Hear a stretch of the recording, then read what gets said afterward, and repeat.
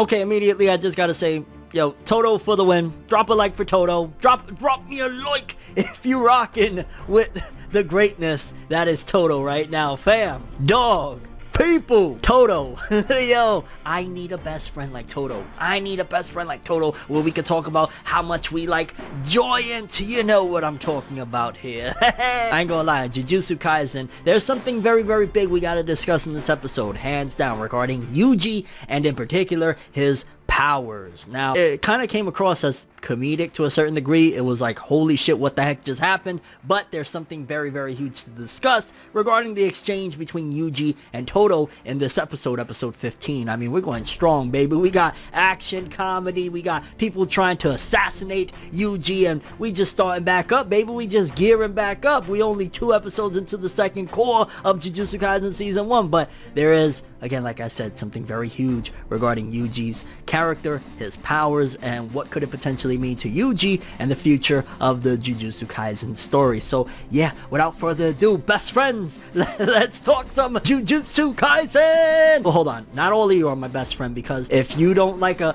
tall woman with a big ass, I don't know if we can be friends for much longer. I'm just saying, yo, shout outs to Todou again. If you ain't liking the video for Todou, why? Like, well, maybe you could like it for me, but still, Todou! Let's do it. Make your move. That's how it be, though. Okay, so the competition has finally begun between the schools, and yeah, they got their plan on track, and one of the things that we almost immediately jump into is Yuji versus Todou, because now that Yuji is a part of the plan, Panda and them were like, oh, bet, well, we'll throw him at Todou instead of Megumi. Although, to be honest with you, now thinking back, I read this in the manga, obviously, but looking at it in the anime, I wonder what would have happened if Megumi went up against Todou, because they keep hyping him up. They've been hyping him up throughout this anime of like, yo, there's something special about him. Obviously, his lineage is really important, but they've been hyping him up. But nevertheless, it doesn't take away from the fact of Yuji versus Todou in this episode, because that's going to be one of the primary focuses of this video, strictly because it showcased something huge about Yuji. Now, for starters, one of the big things is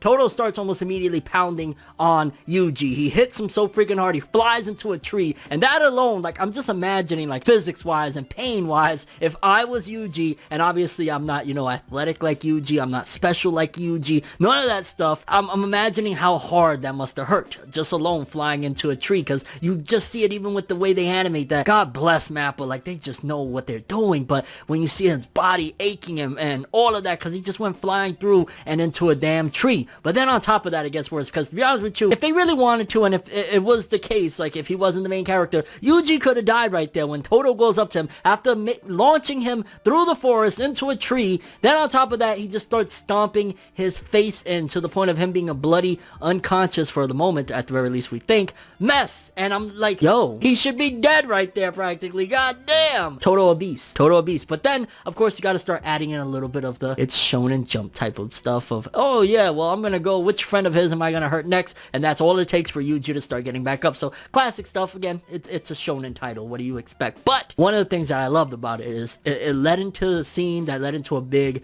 very interesting scene, because for starters, Todou's like, oh, word, you still got it? Let's go. Before we jump into it, I gotta ask, which I think from now on when I meet people, I don't care. Maybe it'll come off a certain way, but I'm gonna start doing that. I'm gonna be like, yo, so I know we just met 10 seconds ago, but what's your type? What type of woman you like? What type of dude you like? What's your type? What's your dig? What's your shtick? Tell me. And upon asking Yuji, I love, like, Yuji's just confusion and awkwardness there of that whole scene. It's like, this feels so damn awkward, like you're a bloody mess. The dude just stomped your face in, and then he's asking you, like, hey, you like asa tits, mate? But then Yuji gives Todou just the greatest answer you could give Todou. He's like, well, you know, since I'm answering, why not? I like me a tall woman, big ass, something like Meg the Stallion. Okay, he didn't say Meg the Stallion, but he said like Jennifer Lawrence, which I don't know. That would not be my first, second, third, fifth, 10th choice, but that's enough to make Todou start bursting out into tears. But then, right there, that leads into a scene that makes you really wonder, was it just done for comedic purposes? Was it strictly just like, hey, a gag? Or is it the case that Jujutsu Kaisen usually is, where everything has meaning and significance to the plot? It's not just like one big gag. Usually there's something in there, especially a lengthy scene like that, that adds value to the actual story, because then we're launched into false, essentially, flashback that Todou was thinking of him in school with Yuji, and they're there like on a rooftop. It felt like they jumped into a slice of life anime. Even the music changed to like a typical slice of lifestyle anime. Todou's like, yeah, I want to ask her out. I don't know if I should. Just straight up romance, slice of life type of anime. And I'm like, yeah, we're in the middle of Jujutsu Kaisen, and if the rumor that Gege Akutame is a female is true, this definitely adds to it, because, you know, romance series are usually chicks. Yeah, I mean, I'm sure somebody's gonna say that's sexist, and to that I say, fuck off. But we get the false backstory there, the false relationship building thing that leads into Todou saying, this dude is my best friend. Like, no, Yuji, you are my best friend. Like, I can't even believe this right now. And it almost feels as though, to a certain degree, looking at it, like, he genuinely believes it. Like, if we didn't have that flashback in between it, and it was just the fact that Yuji answered him with, like, yo, I like big asses and tall women, like, you know, Meg Thee Stallion,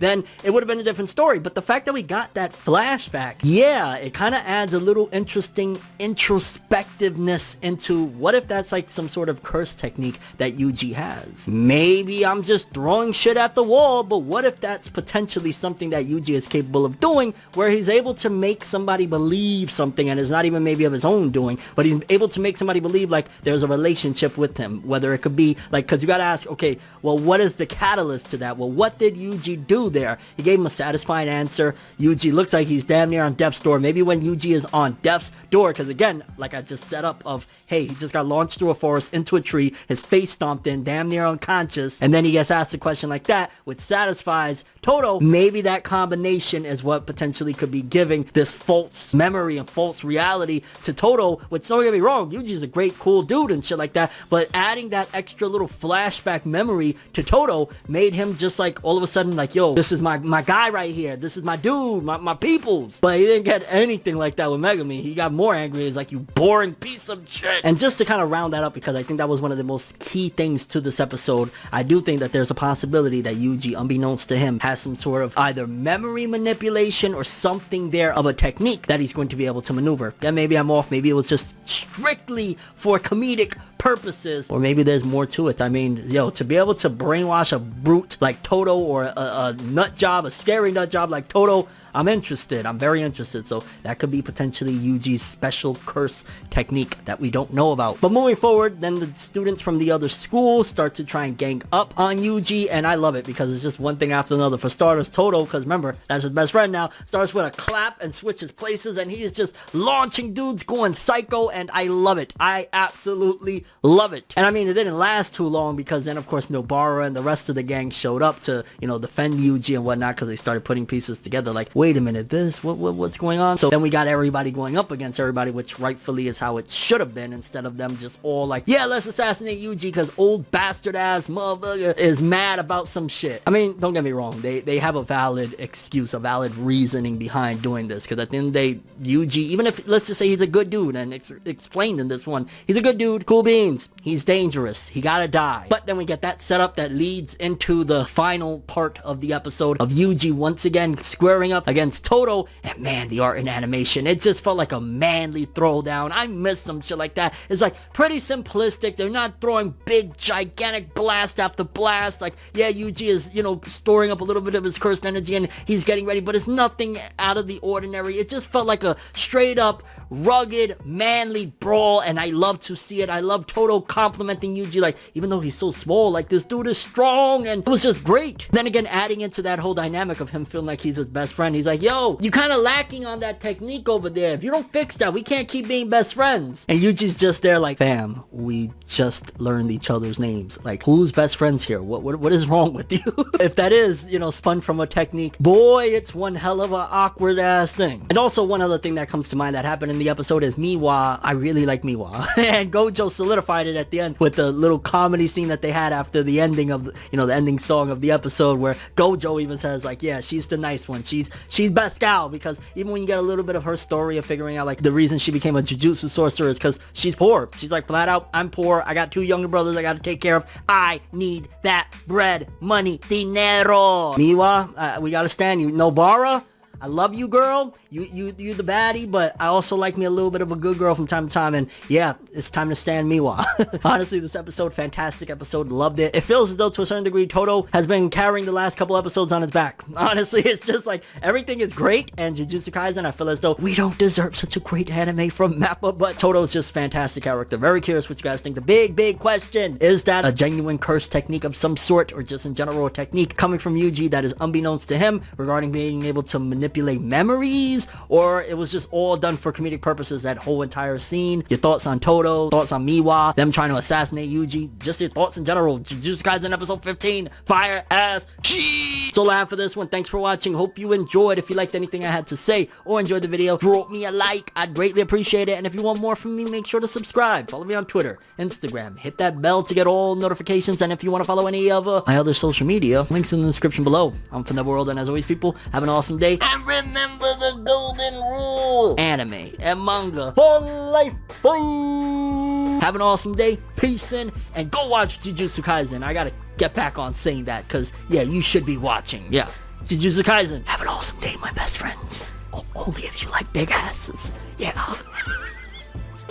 It's nights like this, and times like this, that I can give another hit. But I've got this inside a switch, a natural